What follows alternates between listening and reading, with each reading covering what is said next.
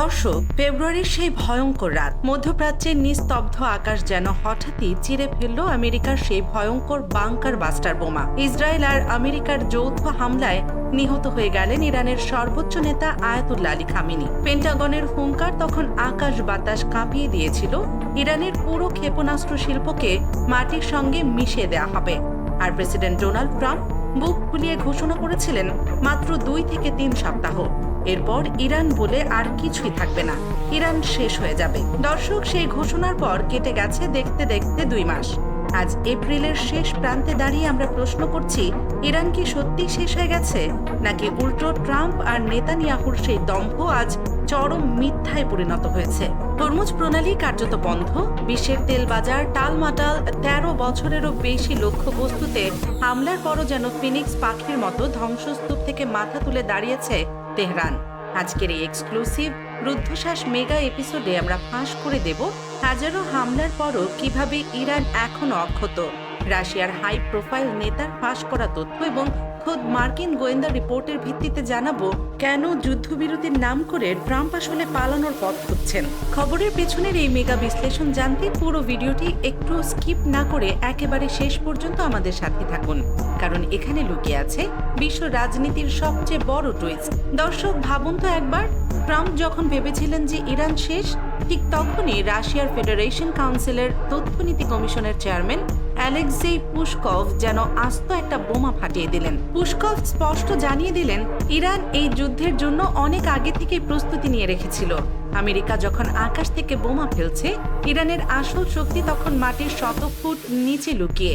তাদের প্রায় সব হাইটেক ক্ষেপণাস্ত্র স্থাপনা মাটির নিচে আন্ডারগ্রাউন্ডে সরিয়ে নেওয়া হয়েছে, যা আমেরিকার রাডারে ধরা পড়া বা ধ্বংস করা অত্যন্ত কঠিন। পুশকভের ভাষায়, ইরানের হাতে এখনো 1 লাখের বেশি ভয়ঙ্কর ড্রোন মজুদ রয়েছে। এটা শুনে আপনার মনে প্রশ্ন জাগছে তো, কিভাবে সম্ভব এমন প্রস্তুতি? আপনারা হয়তো ভাবছেন এটা রাশিয়ার প্রোপাগান্ডা, কিন্তু না দর্শক, খোদ আমেরিকার গোয়েন্দা সংস্থাই এখন নিজেদের কপাল চাপড়াচ্ছে।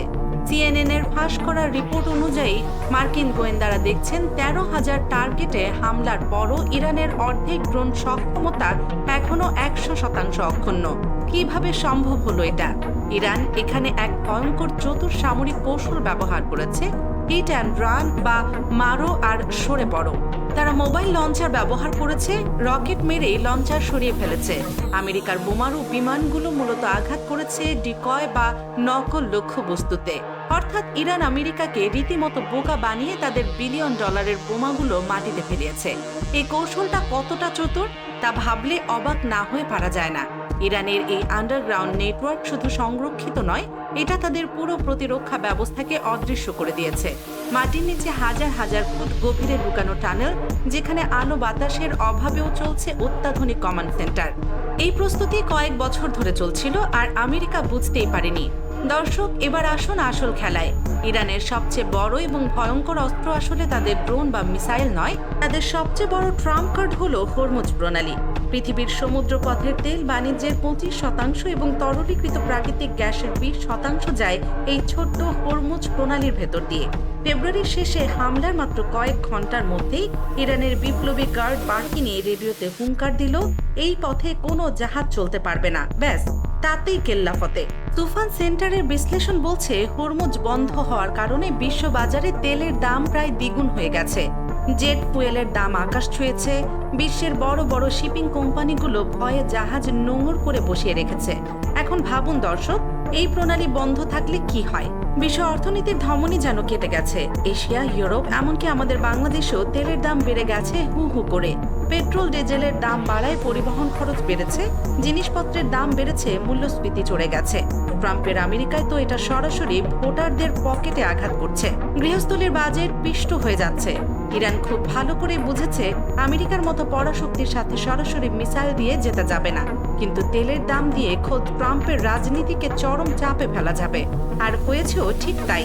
তেলের দাম বাড়ায় আমেরিকায় হু হু করে বাড়ছে মূল্যস্ফীতি, যা ট্রাম্পের জন্য এখন সবচেয়ে বড় মাথা ব্যথার কারণ। দর্শক, একটু খেয়াল করুন, গত 7 এপ্রিল একটি যুদ্ধবিরতি ঘোষণা হলো, কিন্তু হরমুজ এখনো বন্ধ। কেন? কারণ পুস্কভের বিশ্লেষণ অনুযায়ী আমেরিকার কাছে এই যুদ্ধটা হলো ইচ্ছাকৃত, কিন্তু ইরানের কাছে এটা তাদের অস্তিত্বের লড়াই। আর অস্তিত্বের লড়াইয়ে কোনো রাষ্ট্র শেষ রক্তবিন্দু থাকা পর্যন্ত লড়ে। খামেনি নিহত হওয়ার পর ইরানের নতুন নেতৃত্বের কাছে পিছু হটার আর কোনো রাজনৈতিক জায়গায় অবশিষ্ট নেই। আমেরিকার প্রতিরক্ষা মন্ত্রী পিট হেগসেথ অবশেষে স্বীকার করতে বাধ্য হয়েছেন যে যুদ্ধবিরতির সুযোগে ইরান তাদের বেঁচে থাকা সামরিক সরঞ্জাম নতুন নিরাপদ জায়গায় সরিয়ে নিয়েছে। মার্কিন পররাষ্ট্রমন্ত্রী মার্ক রুবিও বলছেন, ইরানের নৌশক্তি ধ্বংস হলেও তাদের অর্ধেক ক্ষেপণাস্ত্র এখনো অক্ষত। এরই মধ্যে ময়দানে নেমেছে রাশিয়া। পুতিন সরাসরি বৈঠক করেছেন ইরানের পররাষ্ট্রমন্ত্রী আরাকচির সাথে। রাশিয়ার প্রতিরক্ষা মন্ত্রী স্পষ্ট জানিয়ে দিয়েছেন, মস্কো যে কোনো মূল্যে ইরানের সার্বভৌমত্ব রক্ষা করবে। বিশেষজ্ঞরা বলছেন, রাশিয়া এই সুযোগে মধ্যস্থতার নামে এমন এক কূটনৈতিক চাল চালছে যেখানে পারমাণবিক আলোচনাতেও রাশিয়াকে পাশ কাটানোর আর কোনো উপায় আমেরিকার নেই। এই কূটনীতি কতটা জটিল তা ভাবলে চোখ কপালে উঠে যায়। রাশিয়া শুধু সাপোর্ট দিচ্ছে না, তারা ইরানকে নতুন করে অস্ত্র সরবরাহের পথও খুলে দিচ্ছে। এতে ট্রাম্পের চাপ আরও বাড়ছে। বাস্তবতা হলো দর্শক, প্রতিটি দিন হরমুজ প্রণালী বন্ধ থাকা মানে বিশ্ব অর্থনীতির বুকে নতুন করে রক্তক্ষরণ হওয়া। সমুদ্রে আটকা পড়ে আছে 20,000 নাবিক। আমেরিকার সাধারণ মানুষের গৃহস্থলী বাজেট এখন তেলের দামে পিষ্ট। ট্রাম্পের রাজনৈতিক ক্যালকুলেটর বলছে, আমেরিকার অর্থনীতি বাঁচাতে তাকে যে কোনো মূল্যে দ্রুত একটি চুক্তি করতেই হবে।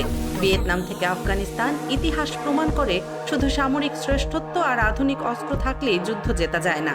হাজার হামলার পরও ইরানের টিকে থাকার এটাই আসল কারণ। সামরিক বিশ্লেষকরা তো এখন প্রকাশ্যেই বলছেন, 7 এপ্রিলের ওই যুদ্ধবিরতির নাম করে ট্রাম্প আসলে এই অস্তিত্বহীন যুদ্ধ থেকে কোনো মতে পালিয়ে বেঁচেছেন। দর্শক, এই পুরো ভূরাজনৈতিক সমীকরণকে আপনি কিভাবে দেখছেন? হাজারো হামলার পরও ইরানের এই ঘুরে দাঁড়ানোকে কি ট্রাম্পের সামরিক পরাজয় বলা যায়? হরমুজ প্রণালী বন্ধ রেখে ইরান কি শেষ পর্যন্ত আমেরিকাকে তাদের শর্ত মানতে বাধ্য করতে পারবে? এই লড়াইয়ের পেছনে আরো কোন কোন গোপন কৌশল লুকিয়ে আছে? ইরানের এই অদম্য প্রতিরোধ কি বিশ্বের অন্যান্য দেশগুলোকে নতুন করে ভাবতে বাধ্য করবে? আপনাদের অত্যন্ত সাহসী এবং সুচিন্তিত মতামত এখনই নিচের কমেন্ট বক্সে লিখে জানান। আর দর্শক, মধ্যপ্রাচ্য এবং বিশ্ব রাজনীতির এমন সব অজানা এবং রুদ্ধশ্বাস বিশ্লেষণ সবার আগে পেতে আপনাদের প্রিয় চ্যানেল দেশ নিউজ 24 এখনই সাবস্ক্রাইব করুন এবং বেল আইকনটি বাজিয়ে রাখুন। ভিডিওটি ভালো লাগলে লাইক দিন এবং সোশ্যাল মিডিয়ায় শেয়ার করে সবাইকে জানার সুযোগ করে দিন। সবাই নিরাপদে থাকবেন। আল্লাহ হাফেজ।